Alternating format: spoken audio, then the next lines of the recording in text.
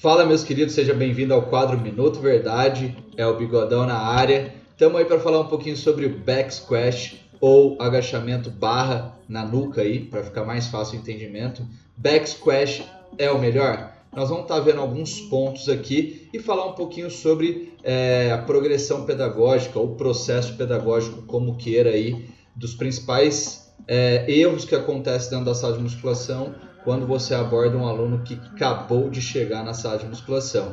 Trouxe várias ilustrações legais aí para vocês, então já aproveita, clica no gostei, já compartilha se você está gostando do conteúdo que eu estou oferecendo aqui para vocês, que isso sem dúvida é um incentivo e uma injeção de ânimo aí para eu continuar gravando cada vez vídeos para vocês aqui em relação ao conteúdo de cinesiologia, biomecânica, anatomia, flexibilidade e assim por diante, tá joia? Já ajuda nessa corrente do bem, já chega apertando esse botãozinho e já disparando aí para os seus amigos. E aí no final, se ficou legal para vocês, se você está assistindo no Instagram ou no YouTube, já salva aí para assistir mais tarde também, caso sinta dúvida em relação ao tempo, tá joia? Vamos começar aqui. Deixa eu só preparar meu ponteiro. Vou colocar uma canetinha aqui, caneta, vamos lá. Primeiro, reaprendizado da técnica do agachar. É o que a gente fala, né? Nós nascemos com essa habilidade e a perdemos com o passar do tempo, devido ao quê? A má postura, o tipo de trabalho. Se a pessoa, um exemplo, trabalha muito tempo sentado, já leva já conduz a um padrão alterado aí de movimento devido a encurtamento, rigidez musculares em determinados músculos, principalmente da pelve, que leva a compensações, tá? Mesmo a técnica incorreta de agachamento imposta aí para vocês, como a gente vê dentro da sala de musculação, professores ainda falando aí que não pode passar o joelho da ponta do pé, fazendo com que algumas estruturas sejam mais sobrecarregadas do que outras, tá? Doenças ocupacionais, que é referente ao trabalho e assim por diante, tá? Então, neste caso aí, nós temos que fazer o quê? Nós, profissionais de educação física, temos que treinar essa habilidade novamente. Então, é uma habilidade que nós nascemos com e vamos perdendo com o passar do tempo devido principalmente ao sedentarismo, ok? E, Leandro, por que nós vamos ver aí mais para frente que o primeiro exercício da progressão pedagógica ela é sem carga? Justamente por causa disso, do sedentarismo e também da conduta com que aquele aluno foi conduzido até o exato momento que ele chegou nas suas mãos em relação à técnica de movimento.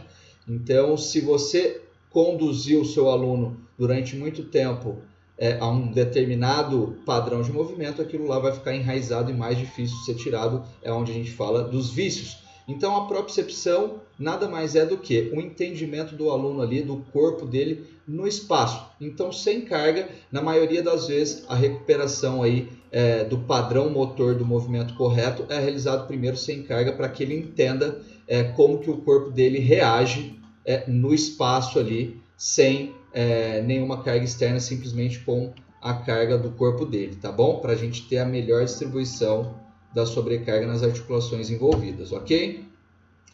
Sequência correta de ativação muscular. Eu coloquei inadequada ali, deveria ter posto um parênteses, tá? Então aqui a maioria das vezes, como o padrão de movimento está modificado, sem dúvida essa sequência correta aí de ativação, ela vai estar inadequada. Então a gente precisa corrigir isso antes de pensar colocar alguma sobrecarga, para que aquelas musculaturas que já estão mais em evidência no padrão alterado de movimento seja corrigida com o trabalho paralelo do alongamento, e a gente possa fazer com que a musculatura que seja a musculatura alvo seja mais efetiva e solicitada durante a execução. É o que eu sempre falo, quanto melhor a técnica de movimento, maior estímulo para a musculatura alvo. Se essa sequência de ativação está prejudicada, está comprometida, né, sem dúvida aí o padrão de movimento vai sair fora do ideal, tá? Então, a didática do professor e saber o correto. Nós temos que ter artifícios, tanto a didática, né, como demonstrar, como a parte que a gente fala do sinestésico, de tocar o aluno, né? Agora no momento a gente não está podendo tocar, então a gente precisa treinar as outras duas habilidades aí, que é a auditiva e também a de olhar também o aluno, você reproduzir o movimento para que o aluno consiga entender, né? Então, alguns alunos aprendem melhor escutando, outros alunos aprendem melhor vendo e outros aprendem melhor com o toque. Porém, nós professores temos que saber qual que é o correto para saber corrigir o que está errado. Não adianta a gente já colocar o aluno lá no agachamento Smith e pedir para ele tocar o pau e simplesmente falar para ele não passar o joelho da ponta do pé, que na verdade aí você só está expondo a integridade física do aluno, tá?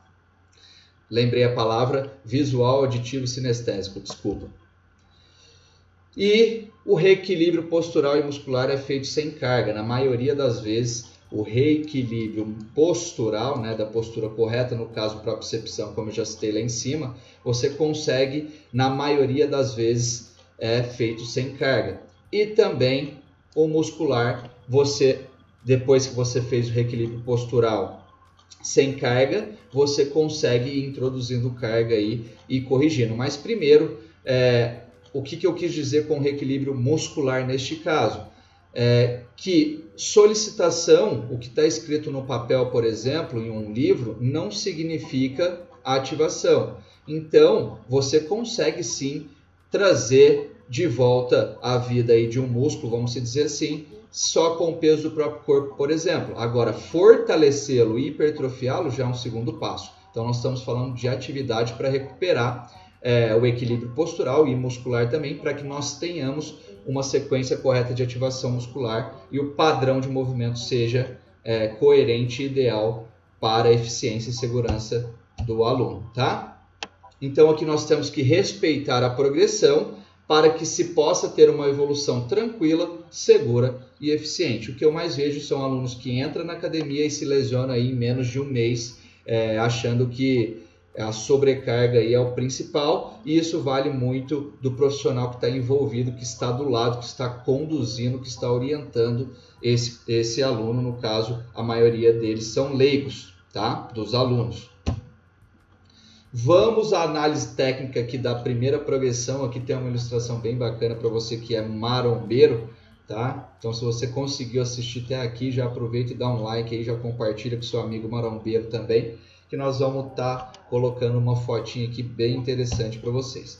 Aqui nós temos o primeiro exercício do agachamento, né, da progressão. Nós temos 9, né, para você conseguir progredir com o seu aluno, e vamos ver alguns pontos aqui. Primeiro, nós temos que escolher as bases e a pisada, mas de regra, quando o aluno chega, antes de fazer a avaliação dele, né, caso ele já queira treinar, nós escolhemos uma base mais afastada, que é o calcanhar do lado de fora da linha do seu ombro.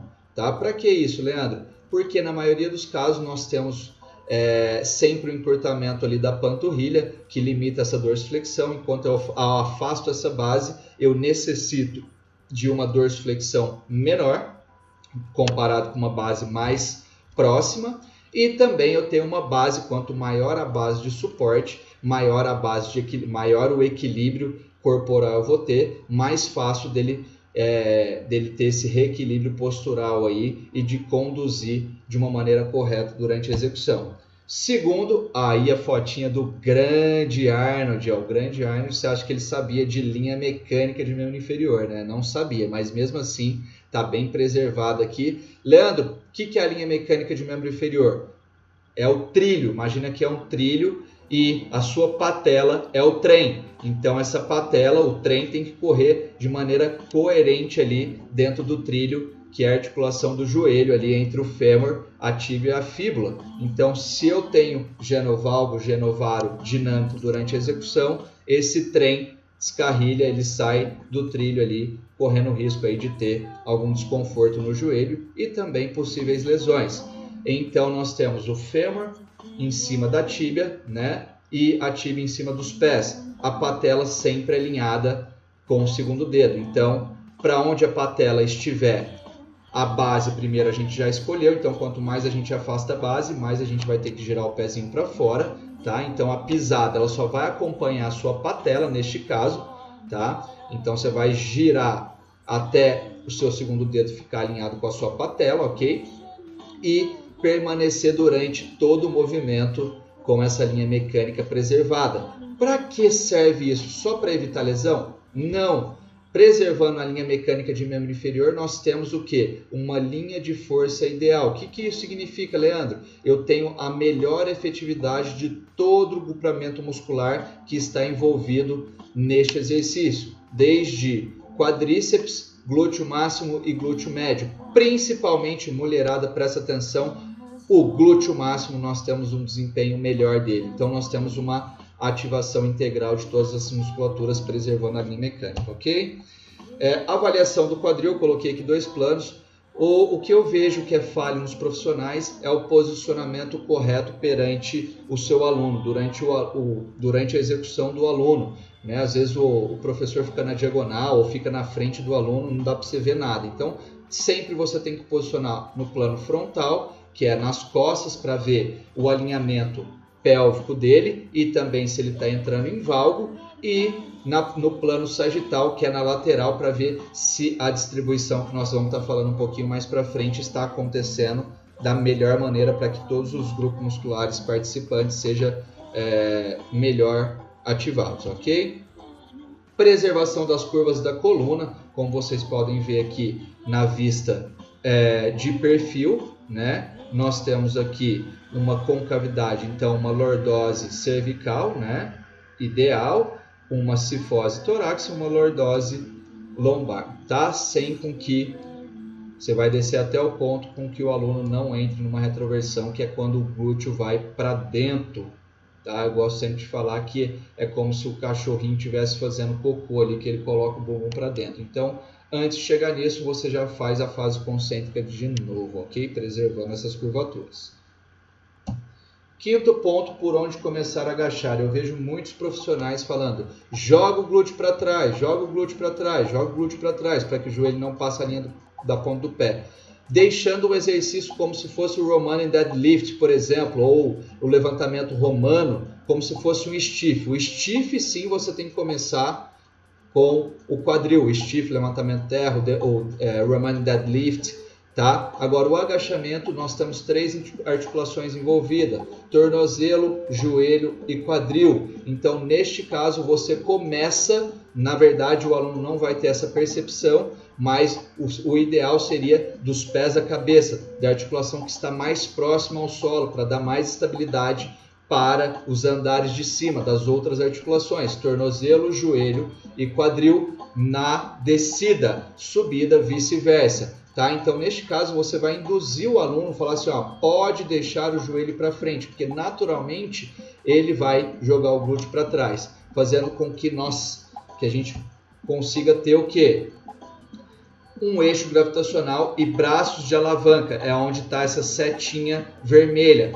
Braço de alavanca de resistência seja compatível. Claro, aqui está um pouquinho maior, tá? Isso pode acontecer, né? Então aqui nós temos o eixo do quadril, braço de alavanca de resistência, o torque produzido para o glúteo, e nós temos aqui o braço de alavanca de resistência para o joelho e o torque produzido para o quadríceps. Mas agora você imagina se o Danilo descesse jogando o glúteo lá para trás. Nós teríamos apenas um torque gerado para o quadril e não para o joelho, já não tendo uma distribuição aí nas 3 articulações no qual eu citei para vocês. Então aqui a linha traçada na frente do maléolo, essa distribuição tem que ser sem dominância. Então, claro que isso vai influenciar o tamanho dos membros, mas a gente não está entrando neste quesito, tá?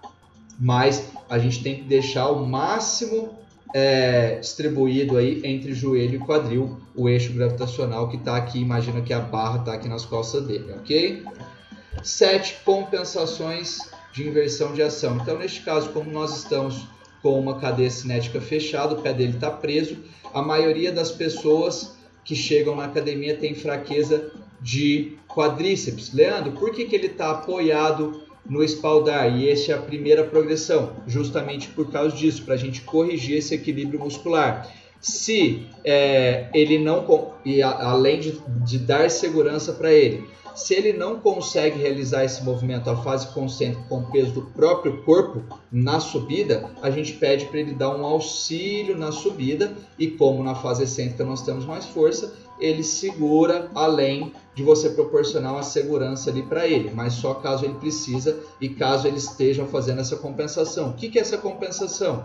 Como nós estamos em cadeia cinética fechada, o isco ele é flexor do joelho, tá? Então neste caso aqui o isco vai tentar contrair e trazer o joelho para trás, só que aí o que vai acontecer? Ele não vai conseguir, então ele vai estender o joelho. Estendendo o joelho, os paravertebrais vai fazer o quê? Vai puxar o seu tronco para cima, então ele vai ficar parecendo aquela minhoca, assim como o gastrocnêmio também pode ajudar nessa extensão de joelho. Como eu estou numa dorsiflexão no final da fase excêntrica, na hora que ele contrair para tentar fazer a flexão plantar, ele está preso, ele não vai conseguir, ele também vai tracionar o joelho para trás, tá? E fazendo a extensão do joelho, subindo o quadril. E para finalizar o movimento, a gente faz a extensão da coluna lombar, ok?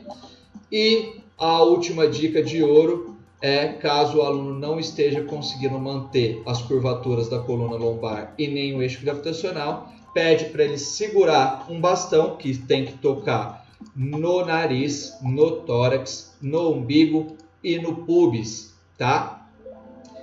Mantendo todos esses pontos apoiados. Ele vai segurar na frente, mantendo a escápula em neutro. Por que não atrás, Leandro? Porque atrás aqui eu induzo, caso a maioria das pessoas já tenha uma escoliose, eu induzo essa escoliose. Então na frente ele fica com a coluna mais bem alinhada. Então imagina que esse é um cabo de vassoura, um bastão, tá? Leandro, como que eu faço a progressão? Tô com esse padrão bem realizado, tá aceitável, tá bom, tá eficiente. Para qual exercício eu vou? Qual que é a progressão? Aí nós temos o quê? E agora, como progredir? Nós temos que saber o quê? Qual o padrão seguro e eficiente do agachamento para guiar seu aluno. Então, lembre-se, pessoal, todo mundo acha que máquina é mais seguro para o aluno que está começando agora. Por exemplo, o aluno chegou lá, ele não tem nem força no quadríceps, como eu expliquei para você, você já vai lá e coloca uma barra nas costas, ou o que a gente vê é colocar no Smith, que é mais seguro. Então, neste caso, você estaria o quê? Aumentando ali ou até desencadeando algumas alterações posturais e também musculares, desequilíbrios, aumentando aí esses desequilíbrios musculares ou fazendo com que apareça novos desequilíbrios. Então, primeiro, faça esse trabalho de propriocepção e depois nós temos aqui a minha primeira edição, que foi o e-book mais vendido. Nós vendemos mais de 200 cópias sem investir R$1 e com vários feedbacks positivos. Leandro, o que tem além do agachamento? Nós temos 9 progressões do agachamento, nós temos afundo, nós temos remada, nós temos puxada, trapézio inferior, levantamento terra para você, mulherada aí, levantamento terra. Todos esses exercícios que eu citei, nós temos de 8 a 9 progressões aí. Então, se você for multiplicar aí, né, tem aproximadamente 10 exercícios com 8 progressões, mais de 80 exercícios em um e-book, primeira edição. Tá joia? Leandro, como que eu faço para adquirir? Vá lá no meu perfil, no meu IG, Leandro Algart, no Instagram, e vai nos meus preferidos, que está escrito lá, e-book, já tem progressão pedagógica, arraste para cima, você já vai cair direto na minha página. Tá joia? Pessoal, se fez sentido para você, se você curtiu, se agregou valor para você, passe isso para frente, não guarde só para você, maior é o que serve, então vamos servir os nossos colegas de profissão e continuar essa corrente do bem. E sem dúvida, se você comentar aqui, se você curtir, isso é combustível para que eu continue produzindo 20 minutos de vídeo de alta qualidade. Então segura aí que você não vai dar conta de tanto conteúdo que eu vou produzir aqui para vocês, tá joia? Um beijo no coração, agora vai estudar.